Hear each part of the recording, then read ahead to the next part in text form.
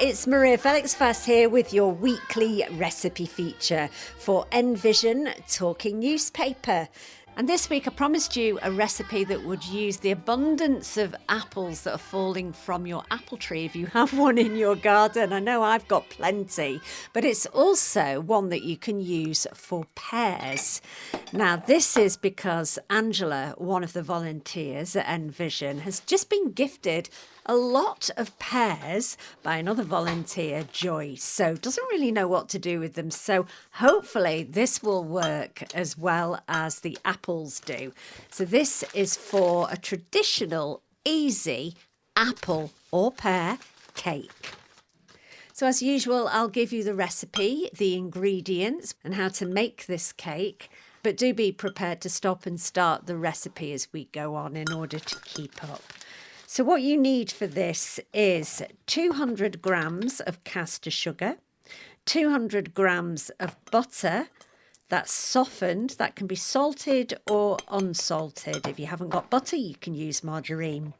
3 large eggs, 200 grams of plain flour, 1 teaspoon of baking powder and 1 teaspoon of vanilla essence. You also need 3 dessert apples, and you need to peel these, core them and chop them, but just before you need to add them to the recipe, otherwise they'll go brown. So if you're using pears instead, I suggest 4 cooking pears for this. So the first thing you do is preheat your oven to gas mark 6. That's about 180 Celsius. And then you need to grease and line the baking tin with either margarine or with baking paper.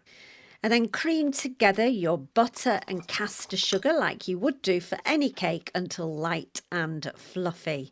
Then add 1 egg at a time and beat well.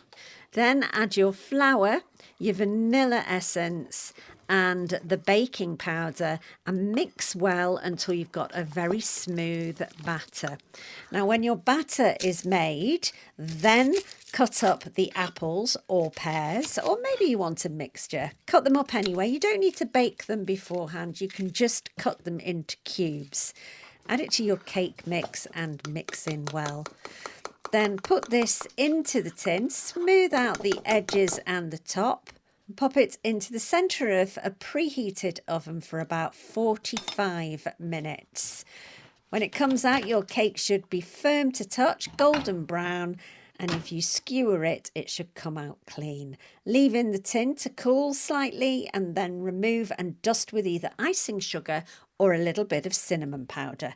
And serve. Now this is delicious on its own, cold or freshly baked out of the oven hot with ice cream or cream. Enjoy!